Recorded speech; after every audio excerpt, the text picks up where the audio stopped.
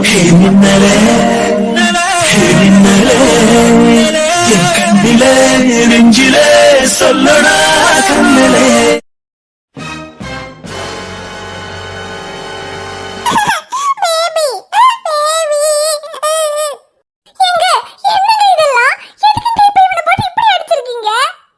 அடிக்கிறதா?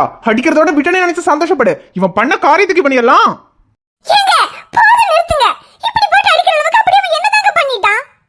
என்ன பண்ணானா? இல்ல நான் தெரியாம கேக்குறேன். இவன் என்ன ரவுடியா இல்ல பொறுக்கியா? நடு ரோடுன்னு கூட பார்க்காம ஒரு வயசான ஜோசிக்காரனை போட்டு அடி அடி அடிச்சுக்கிட்டு இருக்கான்.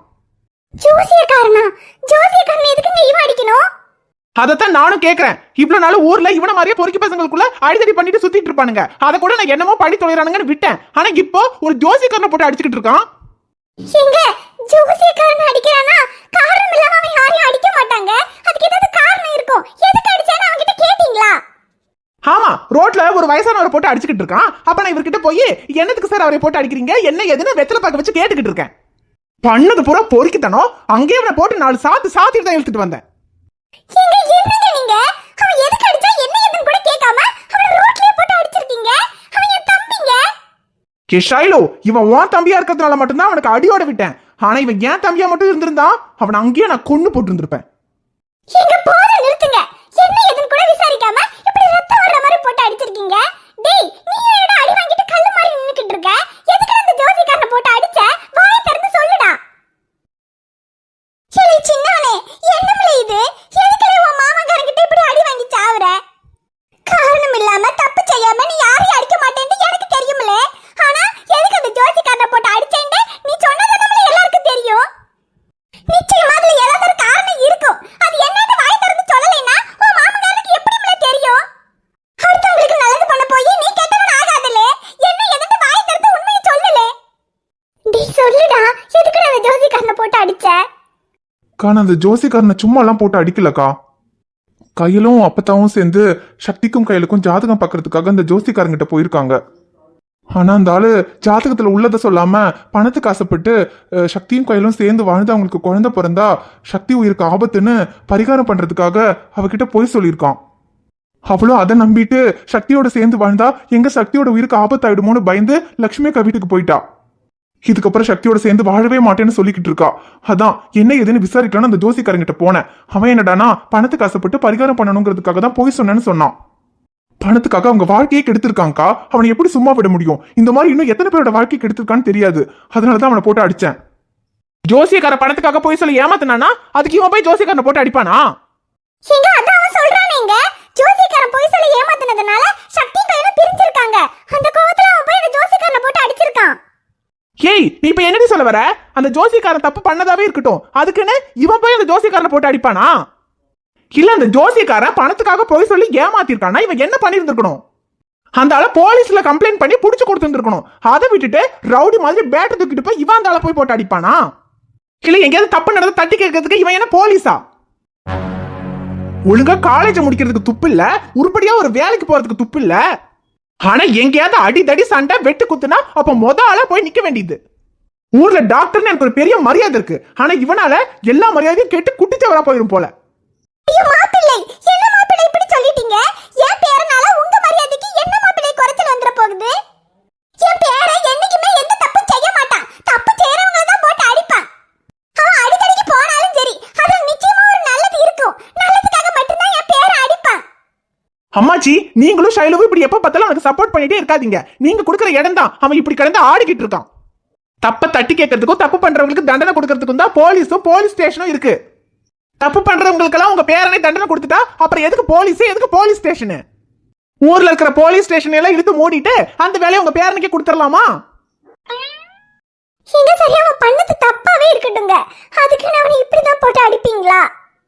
ஏன் ஷைலு, உன் தம்பி தப்பு பண்ணா அவனை தட்டி கேட்கறதுக்கும் அவனை அடிக்கிறதுக்கும் எனக்கு உரிமை இல்லையா? உரிமை இல்லைன்னா சொல்லு. இதுக்கப்புறம் இவன் விஷயத்துல நான் எதுலயுமே தலையிட மாட்டேன். எப்படியோ கேட்டு குடிச்சவரா போட்டுன்னு அப்படியே தண்ணி தெளிச்சு விட்டுருவேன். ஐயோ நான் அப்படி சொல்லலைங்க, அவன்கிட்ட உங்களுக்கு எல்லா உரிமையும் இருக்கு. ஆனா அதுக்காக அவனை இப்படி ரத்தம் வர்ற மாதிரி அடிச்சிருக்கீங்களே. அதான் சொன்னனே, உன் தம்பிங்கிறதுனால மட்டும்தான் இந்த அடியோட விட்டேன். இதே ஏன் தம்பியா இருந்திருந்தான் இங்க பாரு ஷைலு, இதுதான் இவனுக்கு நான் சொல்றது கடைசி. இதுக்கப்புறம் எங்கேயாவது அடிதடி சண்டான்னு எதுக்காவது இவன் போனான்னு எனக்கு தெரிஞ்சது, அதுக்கப்புறம் நானும் அவனை அடிக்க மாட்டேன். அப்புறம் நான் மச்சான் கூட பார்க்க மாட்டேன். போலீஸ்ல நானே இவன் பேர்ல கம்ப்ளைண்ட் கொடுத்து புடிச்சு உள்ள போட்டுருவேன்.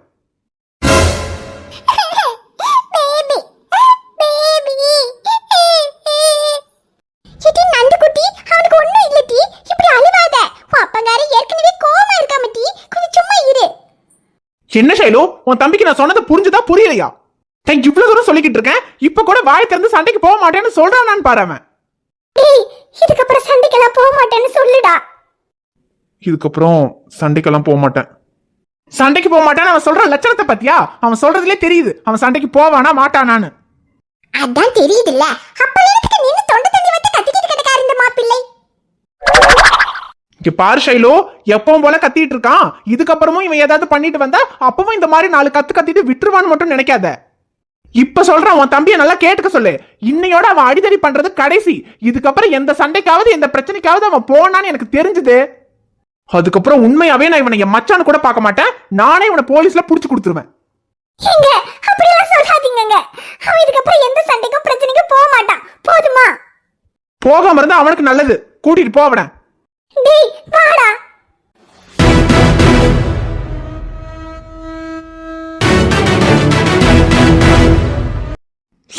அக்கா வலிக்குதுக்கா. டேய் வலிக்குதுன்னா அப்புறம் மருந்து போட்டா சரியாகும்.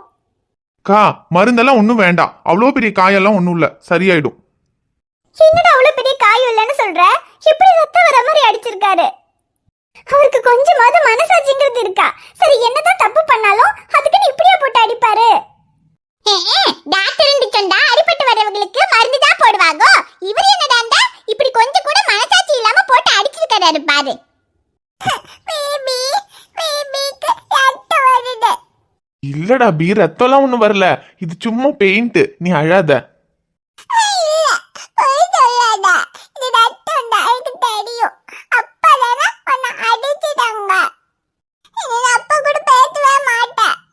டி அபி, அப்படியெல்லாம் சொல்லக்கூடாது. அப்பா கூட பேசாம எல்லாம் இருக்கக்கூடாது.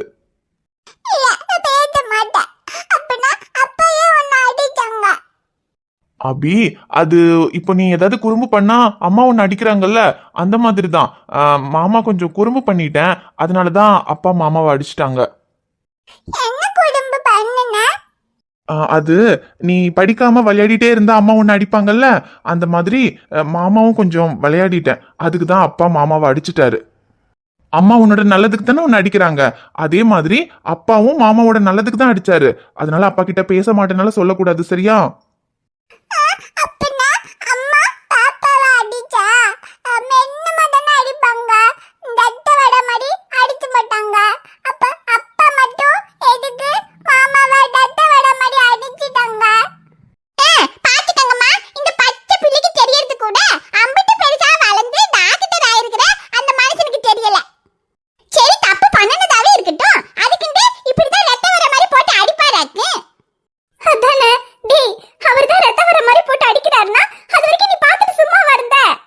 சும்மா இல்லாம வேற என்ன பண்ண சொல்ற? திருப்பி அடிக்க சொல்றியா? கா, அந்தாலும் உன் புருஷன்கா, நான் எப்படி திருப்பி அடிக்க முடியும்?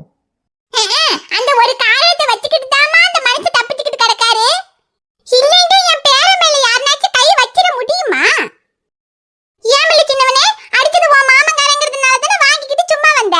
இதே வேற யாராவது இருந்தா சும்மா விட்டுருப்பியா? அதை எப்படி சும்மா விடுவேன்? அந்தாளுங்கிறதுனால தான் வாங்கிட்டு பேசாம வந்தேன், இல்லைன்னா அடிச்சு நிமித்தி இருக்க மாட்டேன்.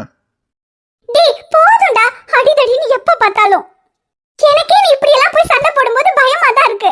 அவரோட திட்டத்துலலாம் தப்பு இல்ல, ஆனா என்ன அத அடிக்காம சொல்லி இருந்திருக்கலாம். சரி விடுக்கா, அடிச்சிட்டாரு, முடிஞ்சு போச்சு. இப்ப எதுக்கு நீ இன்னும் அழுதுட்டே இருக்க? இங்க பாரு, அபி வேற அழுதுட்டே இருக்கா. கொஞ்சம் 2 பேரும் அழுகையை நிறுத்துறீங்களா?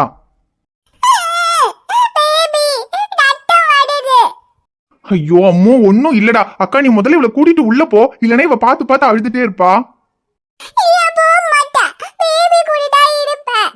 வேண்டாமோ, நீ என் கூட இருந்தா அழுதுட்டே இருப்ப. அக்கா அவளை கூட்டிட்டு போ. அவ சாப்பிட்டாளா? இல்லடா, இன்னும் குடுக்கல. ஏன் மணி எவ்வளவு? குழந்தைக்கு இன்னும் சாப்பாடு கொடுக்காம இருக்க? டே அம்மோ, போ அம்மா கிட்ட போய் மம்மு சாப்பிட்டுட்டு வா போ. டேய், அவளுக்கு நான் சாப்பாடு கொடுத்துக்கறேன்டா. நீயும் இன்னும் சாப்பிடலல, இரு நான் உனக்கு சாப்பாடு எடுத்துட்டு வந்து ஊட்டி விடுறேன். அக்கா எனக்கு இப்பெல்லாம் எதுவும் வேணாம்க்கா. அது வாயில அடிபட்டது ஒரு மாதிரி வலிக்குது. இப்ப என்னால சாப்பிட முடியாது. நான் அப்புறம் சாப்பிட்டுக்கிறேன். நீ வலிக்குதுன்னா சாப்பிடாமையவா இருப்ப? இரு, நான் வந்து சாப்பாடு ஊட்டி தரேன், மெதுவா சாப்பிடு. அக்கா வேணாம்க்கா, ரொம்ப வலியா இருக்கு. இப்ப சாப்பிட முடியாது. நான் அப்புறமா சாப்பிட்டுக்கிறேன். நீ முதல்ல அபிக்கு போய் சாப்பாடு கொடுத்து தூங்க வச்சுட்டு வா. ஐயோ சரிடா மூ, என் கூடயே தூங்கலாம். ஆனா முதல்ல போய் அம்மா கிட்ட மம்மு சாப்பிட்டுட்டு வா, அதுக்கப்புறம் தூங்கலாம். அக்கா நீ முதல்ல அவளை கூட்டிட்டு போய் அவளுக்கு சாப்பாடு கொடு. சரி இரு, நான் அவளுக்கு சாப்பாடு கொடுத்துட்டு அப்புறமா உனக்கு சாப்பாடு எடுத்துட்டு வரேன். சரி, முதல்ல போய் அபிக்கு சாப்பாடு கொடு. அப்புறம் உன் புருஷன் வேற ரொம்ப சூடா இருக்காரு. முதல்ல அவரை போய் கூல் பண்ணிட்டு அப்புறமா வா. ஆமா, அவருக்கு என்ன, அவர் என்னமோ பண்ணிட்டு போறாரு போ. ஏய், என்ன பொசுக்குன புருஷன் எப்படி சொல்லிட்ட? என்னனாலும் புருஷனை விட்டு கொடுக்க கூடாது. கல்லானாலும் கணவன், புல்லானாலும் புருஷன். முதல்ல போய் புருஷனை பாரு போ. டேய், இப்படி அடி வாங்கிட்டு எப்படி உன்னால சிரிக்க முடியுது? ஐயோ ஆமாக்கா, சிரிக்கிறதுக்கு கொஞ்சம் கஷ்டமா தான் இருக்குது. உன் புருஷன் வாயிலேயே ஒண்ணு விட்டாரு, செம்மையா வலிக்குது. சைலகண்ணே, இந்த பையன் இந்த காலத்துல திருந்த மாட்டான். உன் புருஷன்கிட்ட சொல்லி இன்னும் 4 அடி போட சொல்லு, அப்பதான் திருந்துவான். ஏ சிம்ரன், இவ்ளோ நேரம் பேரன் பேரன் சொல்லிட்டு இப்ப அப்படியே கட்சி மாறுற பத்தியா? கிளி, கட்சியெல்லாம் ஒன்று மாறல இல்ல. நான் என்னைக்குமே உனக்கு தான் சப்போர்ட். ஆனா என்ன, எம்பிட்டு தான் பட்டாலும் சரி, உன் மாமாக்காரங்கிட்ட திட்டு வாங்கினாலும் சரி, இந்த சேட்டையை மட்டும் நிறுத்தி தொலைய மாட்டேங்கிறீங்களே. அது எப்படி நிறுத்துவேன்? உன் பேரனாச்சே. பாத்தியாமா, இப்ப கூட இவன் கொழுப்பு குறையுதாண்டு. இவன் இப்படித்தான் என்னமோ பண்ணிட்டு போறான். நீ முதல்ல போய் பிள்ளைக்கு சோறு விட்டு போ. ஆமாக்கா, நீ அழுதது போதும். முதல்ல அபிய கூட்டிட்டு உள்ள போ. உள்ள போய் அவளுக்கு சாப்பாடு கொடுப்போம். சரிடா, இரு, நான் அபிக்கு சாப்பாடு ஊட்டிட்டு அகில் என்ன பண்றான்னு பாத்துட்டு வரேன். கிளை சின்னவனே, உனக்கு எம்பிட்டு கோவம் வரும்னு எனக்கு தெரியும்லே. யாராவது ஏதாவது சொல்லிட்டா கூட கோவப்பட்டு முதல்ல கையை நீட்டி போடுவேன். ஆனா உன் மாமங்கார உன்னை இப்படி போட்டு அடிச்சதுக்கு அப்புறம் கூட உன் அக்காவுக்காக பொறுமையா திருப்பி அடிக்காம கோவப்படாம வந்திருக்கியல்லே. எப்படி சிம்ரன் திருப்பி அடிக்க முடியும்? நீ சொல்ற மாதிரி எனக்கு கோவம் வராமையெல்லாம் இல்ல. அந்த என் மேல கை வச்சது எனக்கு கோவம் வந்துச்சுதான். ஆனா அந்த ஆளு அடிக்கணும்னு நினைக்கும் போது எனக்கு அக்காவோட முகம் தான் ஞாபகத்துக்கு வந்துச்சு. நான் மட்டும் அந்த ஆளு அடிச்சிருந்தேன்னு வச்சுக்க, இந்த வீட்டுல எவ்வளவு பெரிய பிரச்சனையா இருந்திருக்கும். பிரச்சனையா? ஐயோ, அதுக்கப்புறம் அம்பிட்டு தாமலே. இதுல வேற மாப்பிள்ளையோட சித்திகாரி வேற இருக்கா. அவ ஒண்ணுக்கு ரெண்டா சொல்லி ஏத்தி விட்டு பாவம் அப்புறம் சைல்டுக்கு இந்த வீட்டுல நிம்மதியே இல்லாம போயிருந்திருக்கும். அதுக்காக மட்டும்தான் சிம்ரன் நான் அமைதியா இருந்தேன். சரி போட்டு விடிலே, நீ பண்ணனதுல எல்லாம் எந்த தப்பும் கிடையாது. நீ நல்லதுக்கு தானே அந்தால போட்டு அடிச்ச. என்ன உன் மாமங்க இருந்தா உன்னை புரிஞ்சுக்கிட மாட்டேங்கிறான். அதுவும் முன்னால கூட பரவாயில்ல, ஏதோ சும்மா திட்டிட்டு கிடப்பாரு. ஆனா இப்ப வேற அவரோட சித்திகாரி வந்து அது இதுன்னு சொல்லி கொடுக்கறதுனாலதான் இப்ப கொஞ்சம் அதிகமா கோவப்பட்டுக்கிட்டு கிடக்காரு. சரி, எல்லாம் மாப்பிள்ளையோட சித்திகாரி இந்த வீட்டுல இருக்கிற வரைக்கும் தானே. அதுக்கப்புறம் அவங்க ஊருக்கு போயிட்டாங்கண்டா எல்லா பிரச்சனையும் சரியாயி போயிடும். மாப்பிள்ளை பழைய மாதிரி கொஞ்சம் புரிஞ்சுக்கிடுவாரு. சரி, அவர் புரிஞ்சுக்கிட்டாலும் சரி இல்லைனாலும் சரி, எனக்கு அக்கா நிம்மதியா இருக்கணும். அக்காக்கும் மாமாக்கும் இடையில எந்த பிரச்சனையும் வரக்கூடாது. அவங்க சந்தோஷமா இருந்தா அது போதும் சிம்ரன். கிளை, நீ கூட இருக்கிற வரைக்கும் அக்காவுக்கு என்னலே குறை வந்துற போது. அவளும் நல்லதான் இருப்பா. சரி விடு, எல்லாத்தையும் பாத்துக்கிடுவோம். சரி நீ பாருலே, பாத்துட்டு மருந்து ஏதாவது இருந்தா வலிக்கு மருந்து சாப்பிட்டுட்டு பேசாம கொஞ்ச நேரம் படுத்து தூங்கு. அப்ப எல்லாம் சரியா போவோம். ஆமா சிம்ரன், ரொம்ப வலிக்குது. மருந்து ஏதாவது இருந்தா நான் சாப்பிட்டுட்டு படுத்துக்கிறேன். நீ போய் படுப்போ, டைம் ஆச்சுல. ஐயோ ஆமலே, நேரமாய் போச்சு. மருந்து வேற போட்டு தூக்கம் கண்ணு கட்டுதுலே. நான் போய் படுத்து தூங்க. நீ பாருலே, முதல்ல வலிக்கு மருந்து போடு, நான் வரேன். சக்தியோட உயிருக்கு ஆபத்துன்னு தான் கையல் சக்தியை விட்டு போயிருக்கா.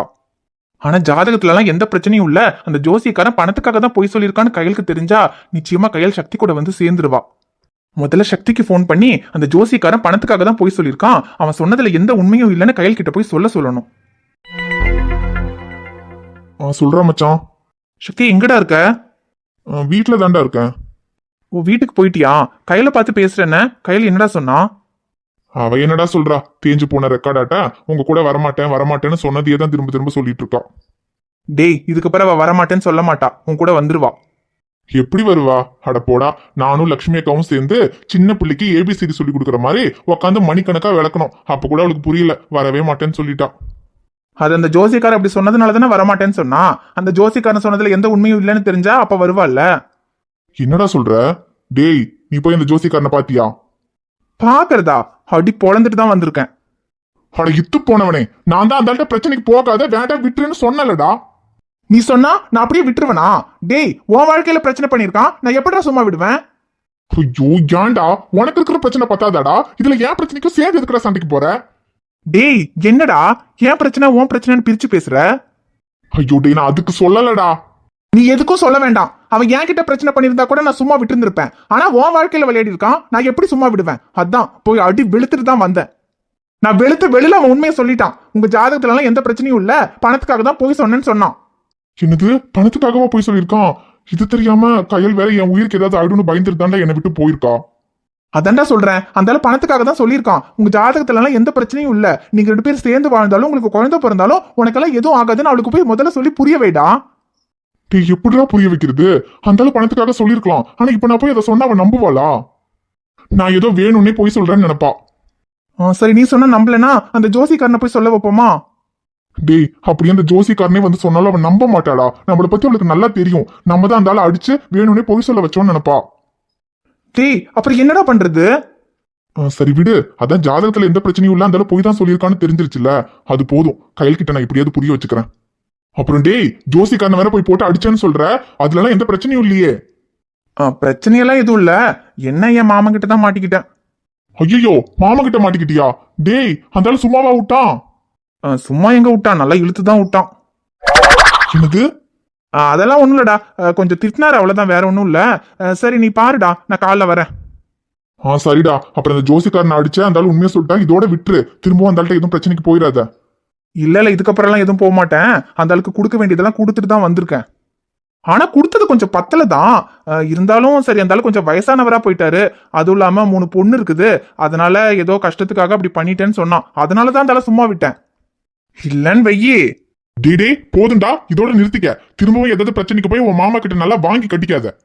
இல்ல இதுக்கப்புறம் எல்லாம் போக மாட்டேன். வாங்கினதே தாங்க முடியல. சரசக்தி, டைம் ஆகுது, நீ படுத்து தூங்கு, நான் காலைல வரேன்.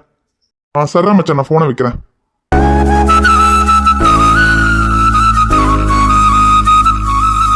ஹோய், என்ன? ஒன்றும் இல்லை. ஒன்னும் இல்லையா? அப்புறம் ஏன் அழுதுட்டு இருக்க? அது என்ன, எனக்கு அடிபட்டுருச்சுன்னு அழுதுட்டு இருக்கியா? யாரோ சொன்னாங்க என் மேல லவ் எல்லாம் இல்ல, என்னை பிடிக்கவே பிடிக்காதுன்னு. அப்புறம் எனக்கு அடிபட்டதுக்கு எதுக்கு அழுதுட்டு இருக்காங்க? உனக்கு அடிப்பட்டதுக்காக நான் அழுதேன்னு சொன்னனா? அப்புறம் வேற எதுக்கு அழுத? அது கண்ணுல தூசி பட்டுருச்சு. ஓ, கண்ணுல தூசி பட்டா கண்ணுல இருந்து இவ்ளோ கண்ணீர் வருமா? எனக்கு தெரியலையே. சரி, அப்படியே கண்ணுல தூசி பட்டு கண்ணுல கண்ணீர் வர்றதா இருந்தாலும் அது எதுக்கு ஏன் முன்னாடி வருது? அது ஏ போதும்டி, இன்னும் எவ்வளவு நாளைக்கு நடிக்க போற? சரி, நான் உன்கிட்ட பேசுனது தப்புதான். அதுக்கு தான் என்ன இவ்வளவு நாள் அலைய வச்சுட்டல. போதும்டி, உன் மனசுல நான் தான் இருக்கேன். நீ என்னதான் லவ் பண்றேன்னு எனக்கு தெரியும். நான் உன்னதான் லவ் பண்றேன்னு யார் சொன்னா? ஓ, என்ன லவ் பண்ணலையா? சரி, அப்ப வேற யார லவ் பண்ற? நான் வேற யாரையோ லவ் பண்றேன். உனக்கு என்ன? அதெல்லாம் உன்கிட்ட சொல்லணும்னு எந்த அவசியம் இல்ல. ஓ, வேற யாரையோ லவ் பண்றியா? அந்த யாரோ யாருன்னு தெரிஞ்சுக்கலாமா? அதை தெரிஞ்சுக்கிட்டு நீ என்ன பண்ண போற? இல்ல, நீ வேற யாரையோ லவ் பண்ணலாம். ஆனா நான் உன்னதானே லவ் பண்றேன். நான் லவ் பண்ற பொண்ணு யார லவ் பண்றான்னு தெரிஞ்சுக்கிறது என்னோட கடமை இல்லையா? அதுக்கு தான் கேக்குறேன். சொல்லு, நீ லவ் பண்றவன் யாருன்னு.